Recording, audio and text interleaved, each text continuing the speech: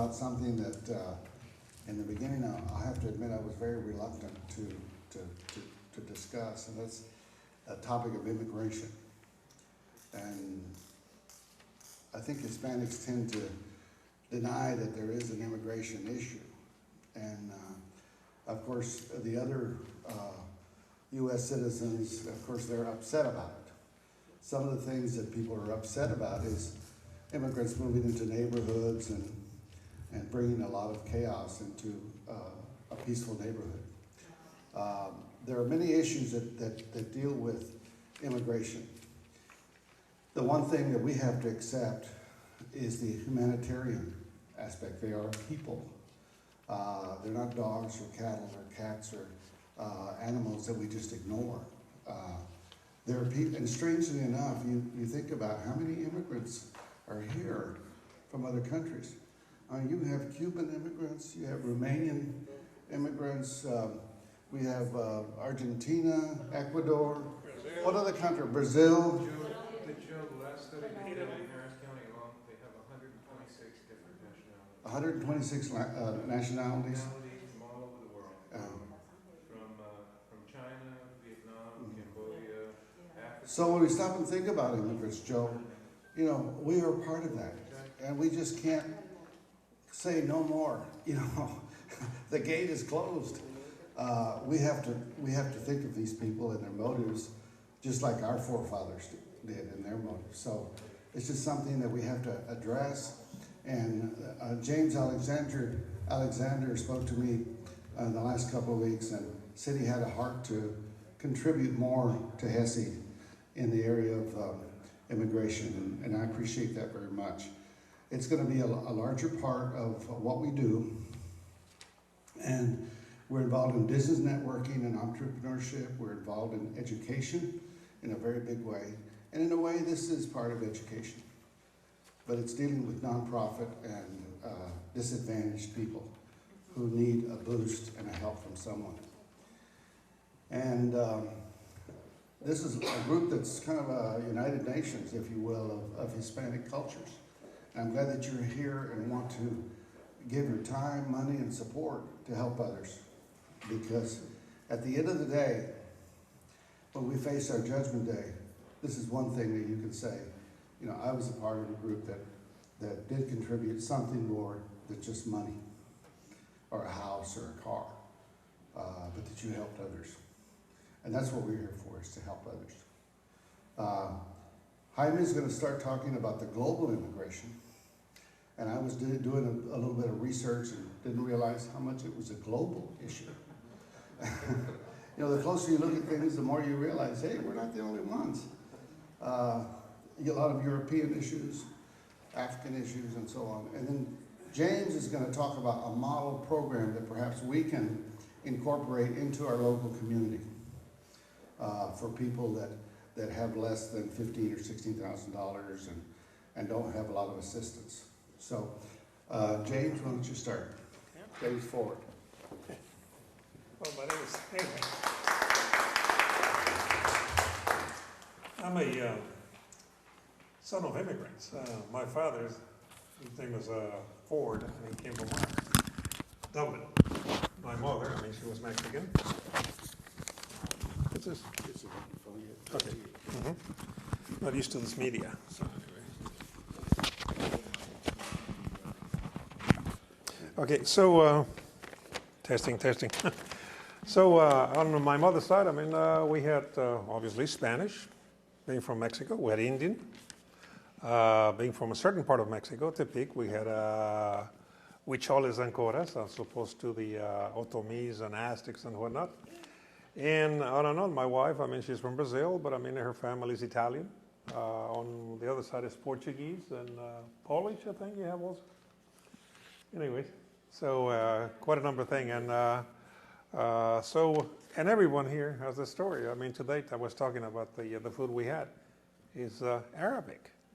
Well, every Hispanic has a little bit of an Arabic because the Moors were in Spain for 700 years.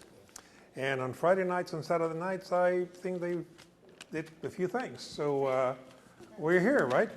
So I want to give this is a very complex, very large issue, and of course, I mean, HESI doesn't shy away from things. I want to start, I mean, who's going to help me with the, myself, okay, so, let's see, click on the mouse. All right. Give me a hand on the first one. Oh, okay, you go, okay. Start with the first one, that little one here. Yeah, can you make it big? Sure. Much bigger? Okay. All right. Well, what's a migrant? A migrant technically is a person who moves from one locality to another. We went too far. Okay, so gonna keep going. Technically, a migrant, I mean, is anybody. And migrants, to be more specific, I mean, we have. Can we stop it? I mean, it's this. I want to watch it, you know. So, let me stop on that one, please. Okay, and so migrants, more specifically, are immigrants, people who leave their original place, immigrants, people that come to a new place, or settlers. I mean, everybody knows about the story of the American settlers and whatnot. They were immigrants, all of them. I was wondering, I mean, what the Indians thought about this illegal immigration when all this whites coming in. But anyway,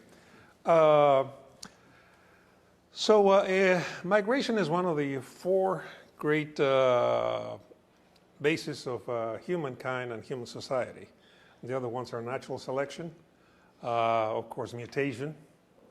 We have also, I mean, genetic drift, i.e., someone from one group marrying another person, another group.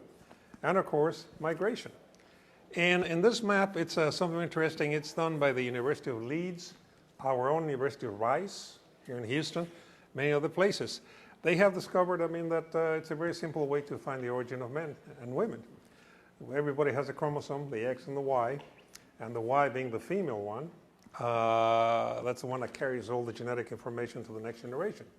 The X comes in and he adapts the Y, but it's always the Y that goes by. So if we trace the Y chromosome on the blood of human beings, as these people have done in the past 10, 15 years, you can really know where we came from. Guess what? We came from Africa. And they call the mitochondrial Eve to go in the Garden of Eden, around someplace around the valley of Ngorongoro in Tanzania and all Dubai. And the reason for migration, the basic reason for migration is climate. The Earth changes every couple of 100 million years. Right now, we're going in a post-glacial, interglacial situation, and it's because it's pleasant.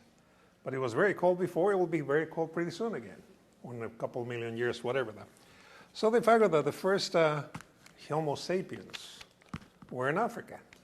And then, of course, temperature changed. Temperature went up according to the thousands of years, and then people began looking for food.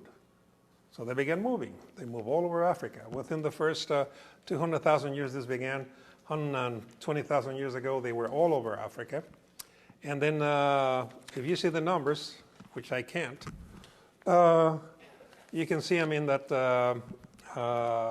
that's 187,000 years, 130, and then it goes down to about 100,000 years ago. And then about 80,000 years ago, we move into the Middle East. And then they separated. Some went east, and some went north. The ones who went east went to Asia, north and south. Some went to Australia, about maybe 60,000 years ago. Then other ones, I mean, went up north, I mean, to China, Mongolia, Russia, and they began to divide again. And about maybe 15, 20,000 years, some of them came this way. There used to be a bridge of ice in the Bering Sea between Alaska and Russia, which one of our politicians say we can watch Russia from Alaska. But anyway, I mean, which is true. So that's where they came in. That's where we came, at least our Indian forefathers. Our European forefathers came from the Middle East.